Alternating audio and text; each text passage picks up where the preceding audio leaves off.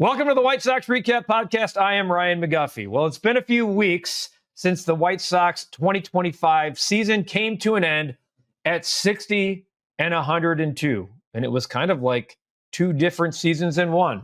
First half, second half, all of the cookies and carrots came mostly in the second half. And we saw a lot of positive things happen in the final few months, capped off by the Colson-Montgomery home run barrage, a 21 home run season for the White Sox rookie sensation. We had to let some time pass, some of the news get out, the coaching changes, for instance, and some time to reflect on our season predictions because, folks, it's fun. It's laughable at times and spot on in others. And BA and I are going to go through each category and figure out where we were way off and where we were dead on. Plus, our thoughts on the White Sox moving on from Ethan Katz, Marcus Thames, and others. It's the White Sox REKAP Podcast, and it starts right now.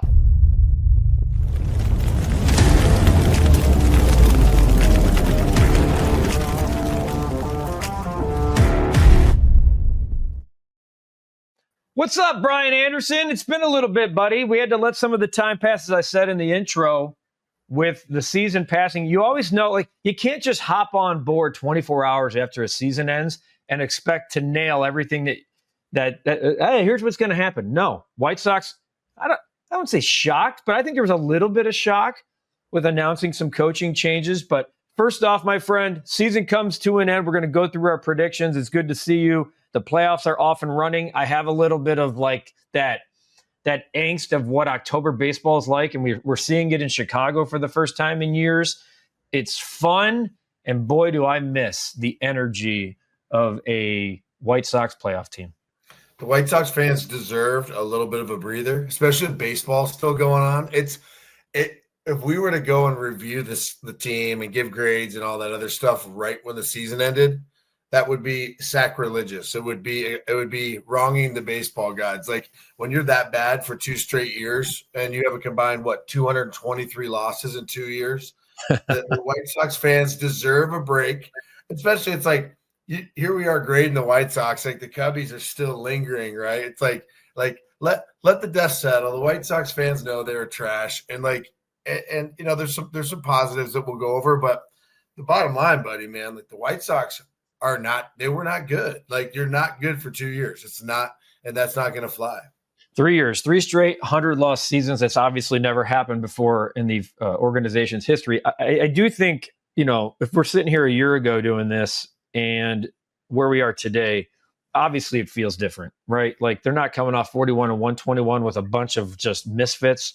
There's certainly a lot to look at. We've talked so much about this rookie class. You and I are going to give our final grades on the next edition of the podcast. We did it at right around the midterm, where we went and gave midterm report cards for everyone, progress reports, if you will. We do have final grades. That's coming on the next podcast.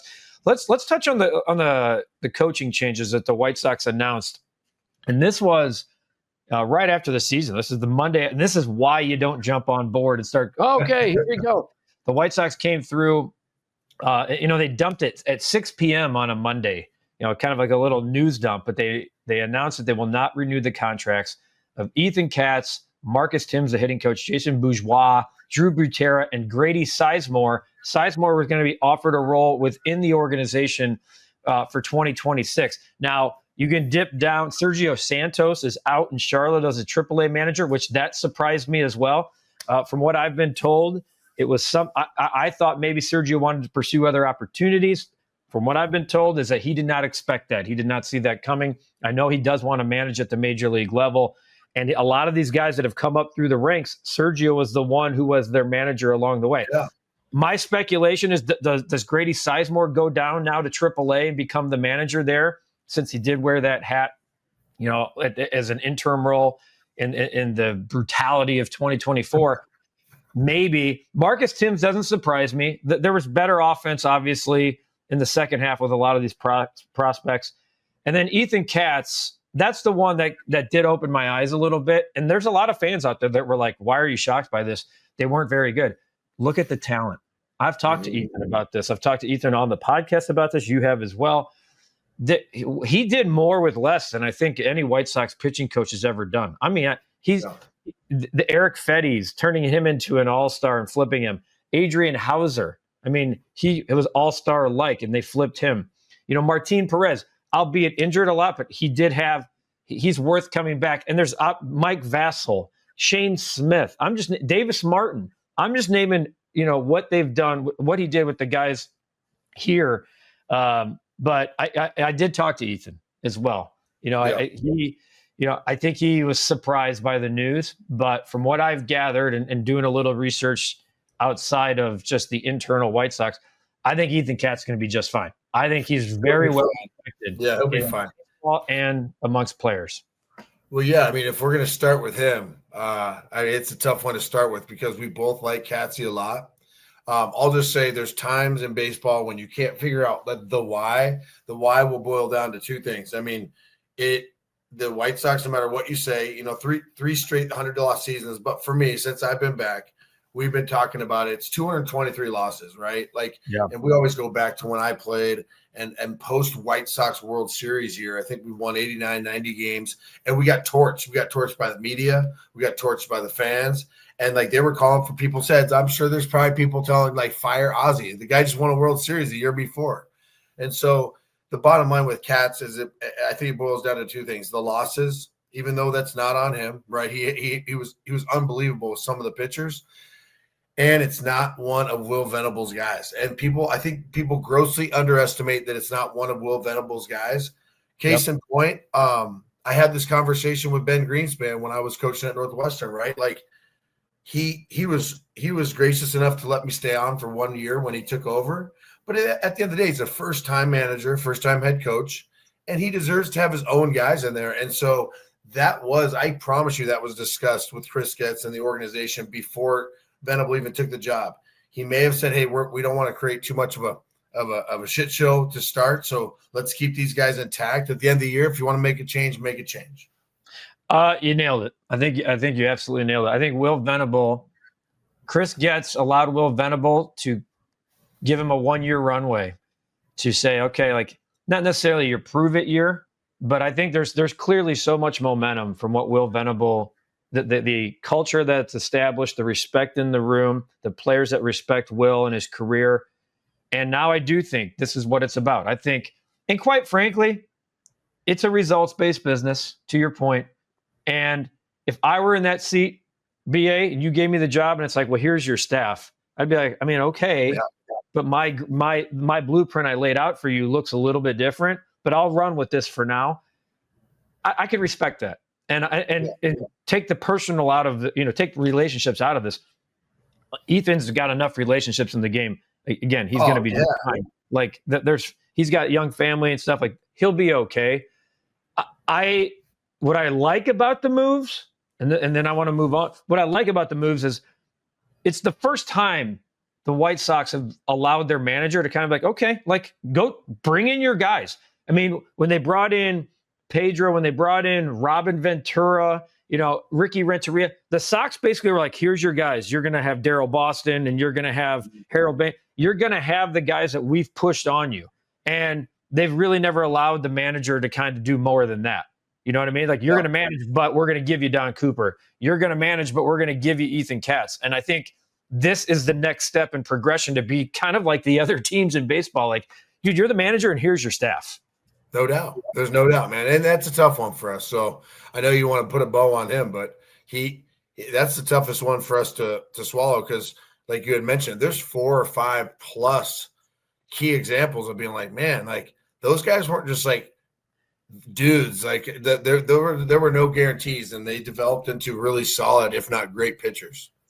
Okay, so we just have to work harder at creating the next relationship. That's all it is from there.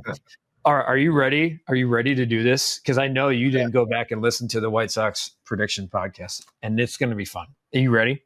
Yeah. We're gonna tally up half points and points along the way. There's definitely a lot of zeros. Trust me. There's a lot of just flat out. I got my pen. Lot out. All right, we're gonna start our first one.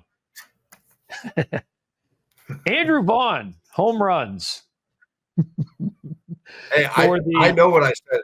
I think I said 32. You said 32 home runs. And how many did he end up having? So with the White Sox, he had 5 home runs. But I said if he gets traded, we get to count him on what the other team he goes to. he had 14 home runs this year. So I was half off. And postseason home runs don't count. I know he had a big one against the Cubs. Postseason home runs do not count. He had 14 home runs and 65 RBIs. So you're off, my friend. 30. Okay. You said 32. I said the White Sox team leader in home runs would have 22, and that would be Andrew Vaughn. The White Sox team leader did have 22 home runs. It was Lenyn Sosa. No one saw that coming. I guess the question I asked, I don't feel terrible about my 22. You're 32. You had Andrew Vaughn going to the moon. Am I getting a half point for 22 home runs if the team? You got it. I'm going to give you that one. But with Andrew Vaughn, I think we can agree that prediction-wise, we both weren't too far off. Considering, look at what he did when he left. Well, hang on. Let's just jump to this one. I'm going to jump around because one of our predictions also was give me Andrew Vaughn's stat line. I'm not looking for like the kudos here because you're going to laugh at some of my predictions. Yeah, we're going to go to the Andrew Vaughn stat line. Andrew Vaughn's stat line with the White Sox was 189, 218, 314, 5 homers, 19 RBIs. Just absolutely awful. You predicted, this was your prediction, Andrew Vaughn, 270. Now he went to the Brewers and was a 308, 375, 493. So you got to put all of it in consideration here. You said that Andrew Vaughn would be 275 with 32 bombs, 90 RBIs, 25 doubles, and 2 triples. Golly. So that was your stat line. I said this is what Andrew Vaughn's stat line would be.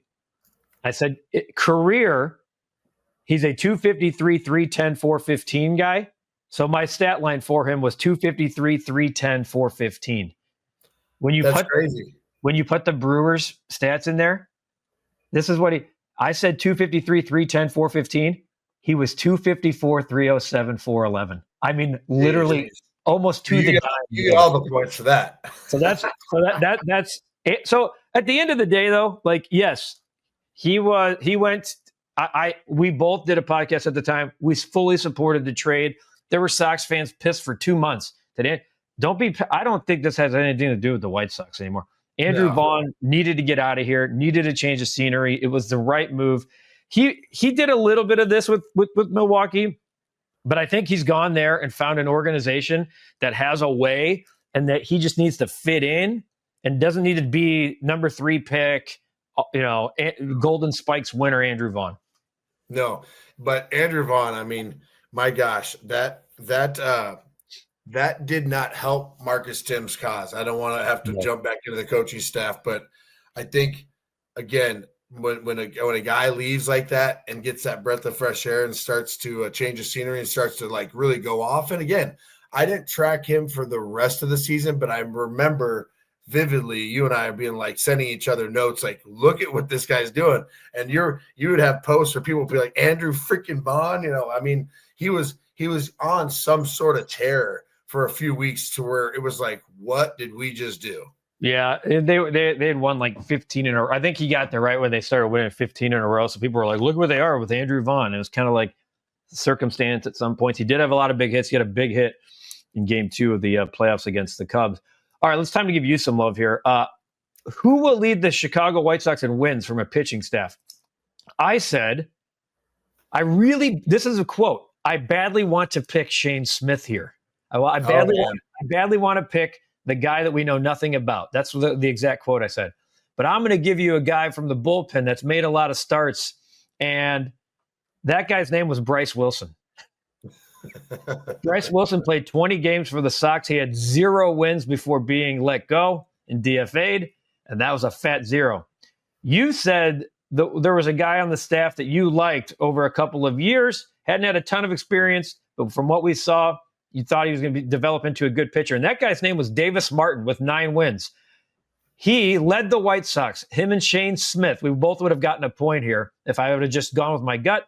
Davis Martin, 7 wins. And I think, and I'm circling, that's a full point for you, not a half point. I appreciate it. That's a full point for BA. Davis Martin, there's two guys. This is what I said about the rotation that I learned in 2025. I think you have two starters for sure going forward. I do. Two, and it's Shane Smith, who I think has earned the right to be your opening day starter next year, and Davis Martin. I think on a really good team, Davis is like a stud number, like a really solid number 4. Sure. But Davis Martin, especially down the stretch, was a model of consistency, a lot of quality starts, and I think going forward that you can count on those two guys. I think Jonathan Cannon personally is probably suited for the bullpen down the line. Sean Burke needs to stop walking people.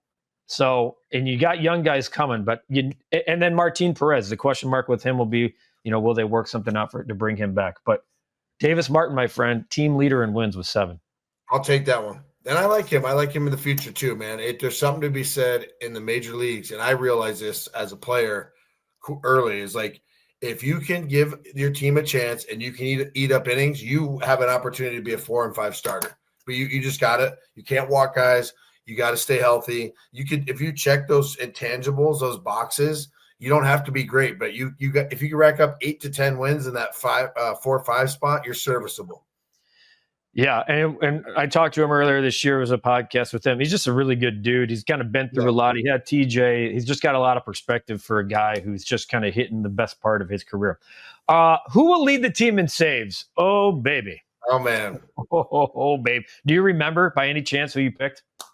I don't even want to know, but I could tell you this much. I think we're way off. Both of us are way off. You picked Mike Clevenger. You said he would have he would have mid-teens saves.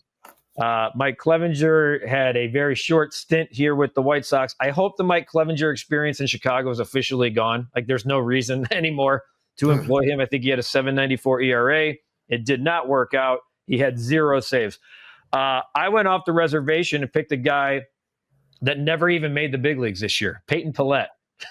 That was my guy to have the most saves. Now, he did get a lot of saves down in the minor leagues. I can't carry those over to the major leagues, my friend.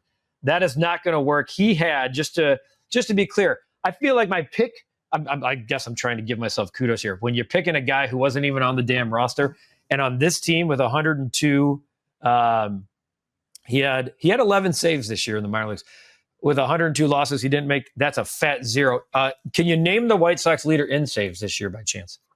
Oh my gosh! I the more I started thinking about it, I'm going. Did some of these like starters / bullpen guys come in for a 2-inning save, or just was like the pitcher that had the most innings that game because they were staggering? I have 0 clue. Yeah, I mean that's a good thought process, and I think that probably makes up some of the reasons why we pick some of these guys. The answer is Jordan Leisure with 7. There's no chance I'd have known that. He racked up the bulk of those like down the stretch. So Jordan Leisure. Last year it was Michael Kopech with 9, and he was traded at the deadline. This year it's Jordan Leisure with 7. Hey Chris, I'm looking at you right here, my friend. Boom. It's time to go out and sign a closer, not somebody 4 years for $60 million. I need a 1 for 10 guy. I need a guy that we can put in the 9th inning and that you can give to Will Venable and say, this guy has 100 career saves. The 9th inning is his, and work backwards from there. Because there's too many games the White Sox are giving away because they don't have experience in the back end of the bullpen. So I'm not pleading. I'm not begging. I'm just asking nicely. And if it gets to the winter meetings and we're still talking about this, I might be begging and pounding the table a little harder.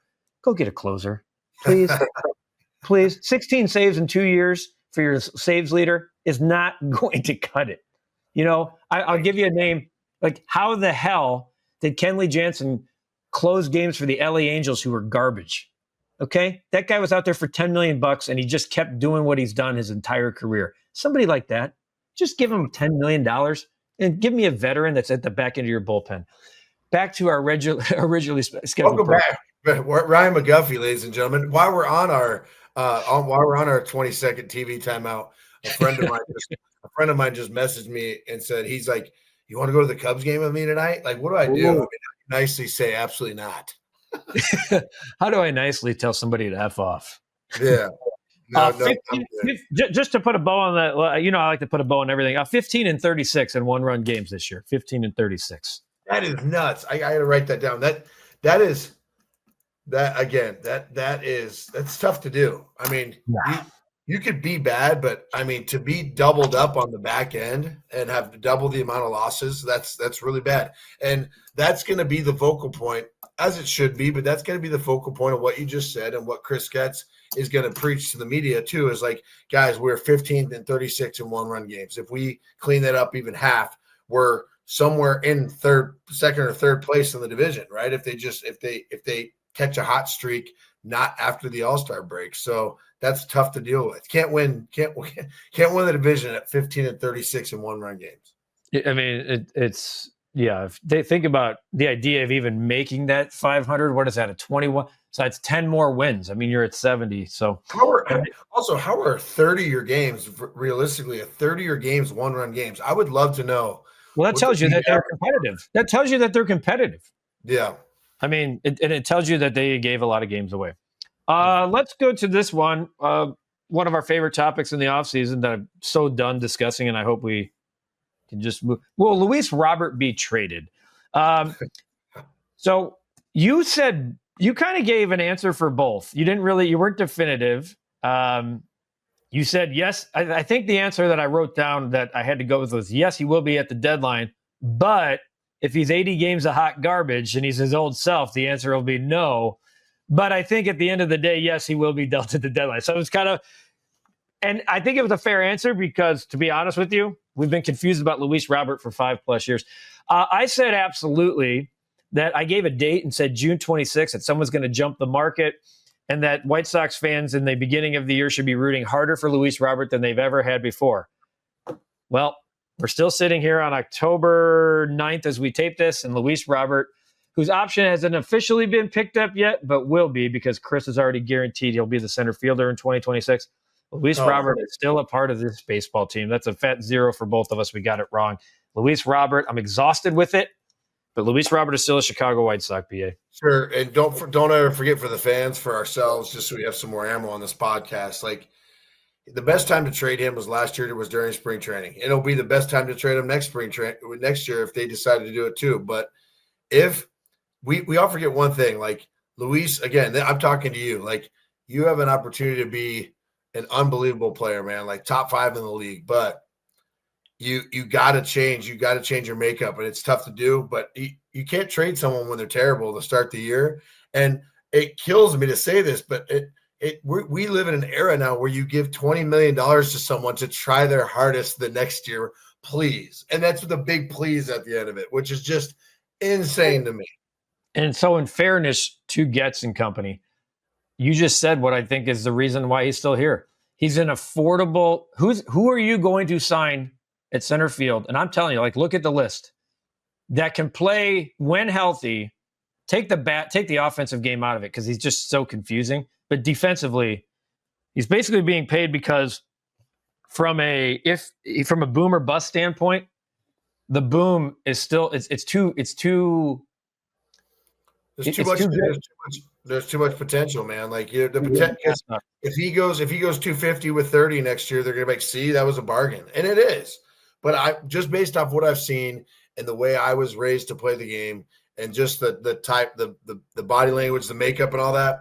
I throw AAA guy that played well in spring training out there. Anybody else, I pieced it together in center field and instead of giving someone $20 million. Yeah, I will say this, and this will be his last year on the South Side. I really believe that, especially with what's looming in 2027. So, whatever, Luis Robert, whatever you give at this point, I expect to see. I'll never not root for the guy, but I'm just so tired of it. Like, well, he'll try harder next year. But no. I'm exhausted with Luis Robert. I'm not going to not root for him, but I'm exhausted by him. Yeah. So, and he still reminds me of what I'm trying to get rid of. You know, I go to therapy because of the first rebuild. Let's do this one. Combined innings pitched at the major league level for Hagen Smith and Noah Schultz. So should we just right here, move on? Yeah, that's why I brought. You had 30 innings as September call-ups. Hagen Smith went months without pitching, and then he's going to go to the Arizona Fall League. Noah Schultz has a knee issue, so he's not going to pitch. And look, at the end of the day, neither one of them came up, so we move on. You had 30, which I think is a reasonable number. I was surprised because I expected to hear something from me in the 30s. I had 72. Oh, yeah. Well, I think we both agreed that I think there was probably some dabbling on the making some appearances in some garbage games, but I thought we all agreed, too, that there might be some spot starts there in September because we were not going to be in the hunt. Yeah, and I tried to do a little preseason research on that one. I think there was some expectation that those guys would be throwing some innings at the major league level, so I'll give that. But I should not get, but let's just move on from that one. How about let's do this one too. White Sox All-Star. The All-Star was Shane Smith, and what I thought was one of the better stories in Major League Baseball this year that no one will talk about, because Shane Smith, at the end of the day, as he trended towards the All-Star game and he had like 3 straight rough starts, it was like, oh boy. And then the way he finished, I thought, was way more impressive than the way he started, because he really settled into being that guy every 5th day that was your stopper. It didn't matter if it was at Yankee Stadium that dude was shoving, and I thought put an absolutely fantastic exclamation point to an incredible rookie season and story. Deserved to be the All-Star, no doubt about it. Andrew Vaughn, of course, by default was your answer. I was just like, I wonder who I picked. I'm like, how did I not pick Andrew Vaughn? I had him hitting 30 jacks with 100 ribbies. Yeah, and that's how we said it in the podcast. It was like, well, by default, by my answer, I had to be Andrew Vaughn. Well, I went with Martin Perez. I think the reasoning was there. It's like, well, he's the one veteran on this staff. So I went with a pitcher. Martin Perez was injured early. I give him a lot of credit for working himself back, because when he went to the 60-day IL initially, I said, this guy's season is over. He came back. He wants to be back. He has an option for, I think, $10 million, like a mutual. I wouldn't be surprised to see a buyout kind of rebuy at a lower rate.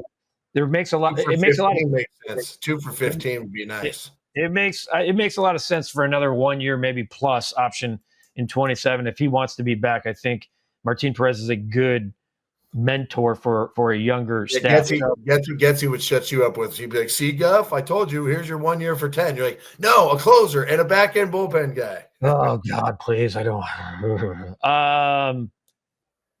So yeah, there's our fat 0 for both of us and points earned there. Let's do this one.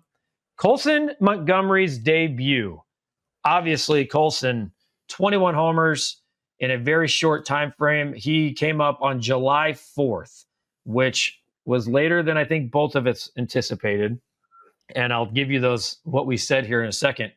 But before we get into when will he make his debut, just your overall impression of Colson Montgomery, because there was the deflation of the news that they were going to send him to AAA late in spring training. We found that out. We thought he was going to break camp.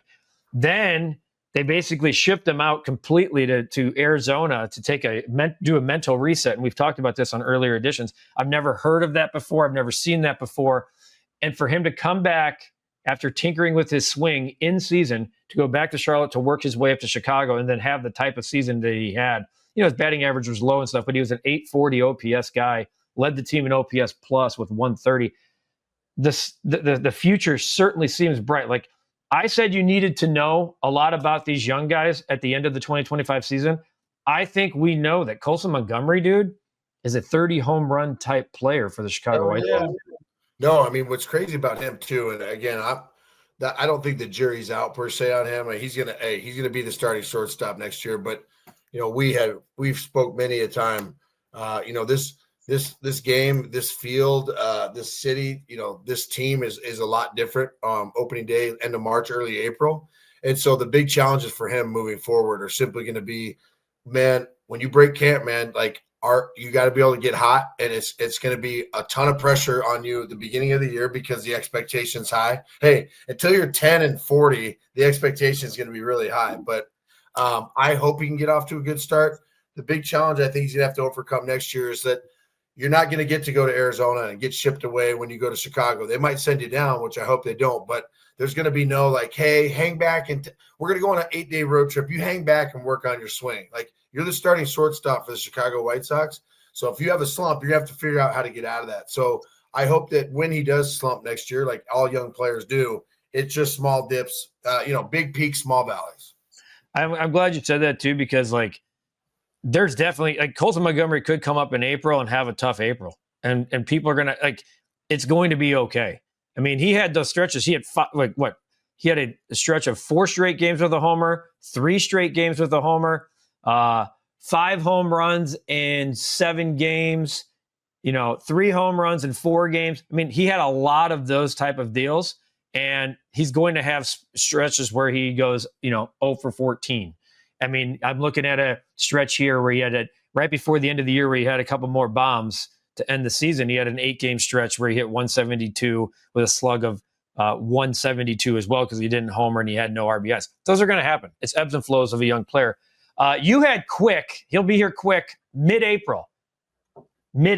So I kind of had him as like your Chase Mydroth timeline. You said it'll be quick, that there's not going to be a lot of patience, and he's going to start hot. I actually gave a date and was looking at the calendar. I said it would be June 2nd on a homestand and on a nice little soft landing spot. I was just almost to the day a month off. I'm not going to get a half point for that, and that's okay. They did soft launch him or give him a soft landing spot. Do you remember who he debuted against? Shoot, yeah, I'm going to drop a Tampa Bay Rays. As soft as you can possibly launch the Colorado Rockies in Colorado. Oh, man. That's right. That is where in Colorado too. It was in Colorado. I remember it was in Colorado, and it was a game where he homered and Kyle Teal, and it was kind of like, okay, here we go. It was fun to see. I know you're all jazzed up. So right now, as we head into our final 2 categories, I think it stands 1.5 to 1. We're not even trying. 1.5 to 1. However, we host this podcast next year. Well, there was a couple of years where on the other side of town, where Chuck and I think, had a flat 0. Here's going to be one where it changes the scoreboard. Who wins the American League Central? The Cleveland Guardians, in a historic fashion, chased down the Detroit Tigers. And literally one of the worst collapses for a division in the history of baseball. Thankfully for the Detroit Tigers, the wild card exists, and they ended up getting the last laugh because they were able to bounce the Guardians in the wild card round. And as we tape this now, we're sending Tarek Skubal to Game 5 in Seattle. Neither of us picked the Tigers, ironically, and they did not win the AL Central. I had the audacity to take the Kansas City flipping Royals. I don't know what the hell. I don't know how drunk I was when we recorded the first podcast. I took the Kansas City Royals. Brian Anderson took the Cleveland Guardians and was correct. So the Cleveland Guardians is a correct answer, and that is now a flat 2 to 1.5 as we approach. There are 2 more categories. I thought there were two. There were 3 final categories. There are 2 final categories. The category was, it'll be better, right? That was the category. It'll be better. Most arbitrary question ever. However, how you answered it, though, was key. You said, quote, no doubt, it'll be better, and it'll be really fun to watch the younger guys at the end of the year.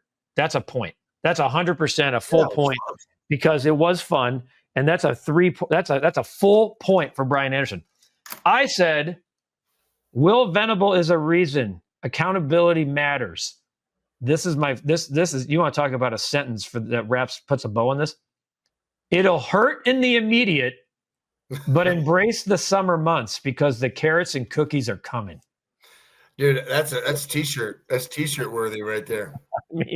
So we both end up getting a point for that because you were right. It was fun to watch the younger guys, and it did hurt in the immediate. The White Sox were 5-21 in April. We did podcasts that were titled, Is the offense worse than in 2024? Is this team when will they're spiraling? Can they make it stop?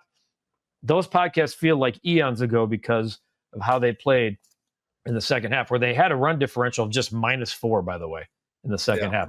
So it did get better. But as you mentioned in that answer to the podcast, you said we don't have we have a pretty damn low bar here, is what you said. It's bad. That's hey. I know we're going to touch on that in the podcast to come, but that's why people get shit canned is because people can only take bad for so long till heads roll, and heads They rolled all right.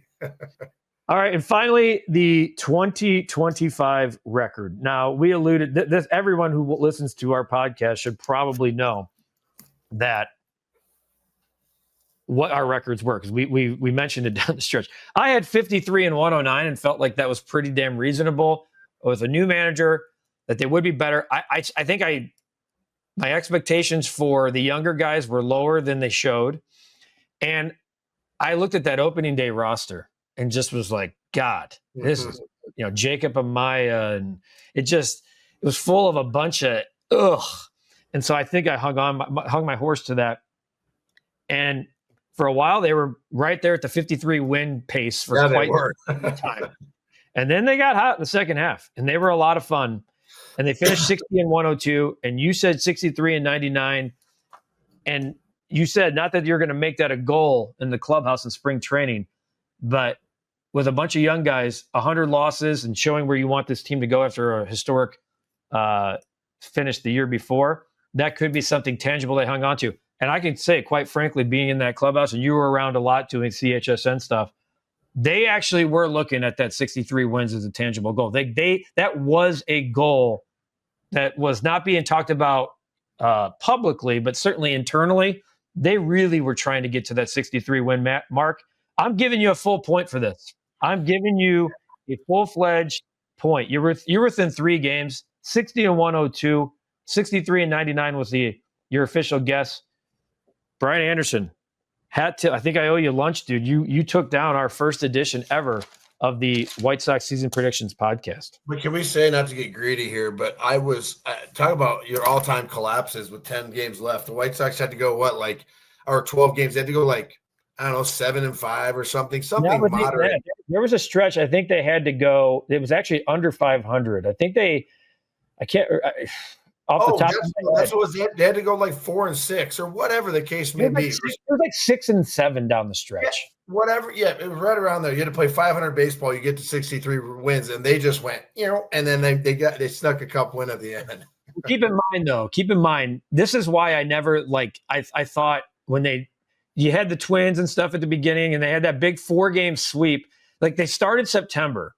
They won 5 in a row. They swept the Twins in 4 for the first time ever, which was incredible. Then they took 2 out of 3 from Detroit, and I was like, oh my God, they can do this. Then they took 2 out of 3 from Tampa. It was that Cleveland Guardians series where they got swept and they scored 3 runs in 3 games. That changed everything. Then they came home and were swept by the Orioles. They were swept by the Orioles. Then they lost 2 of 3 to the Padres. Then they were swept by the Yankees. And they took 2. So the sweeps by the Guardians and Orioles, that's where it all went wrong. And by the way, and you do get the full point there.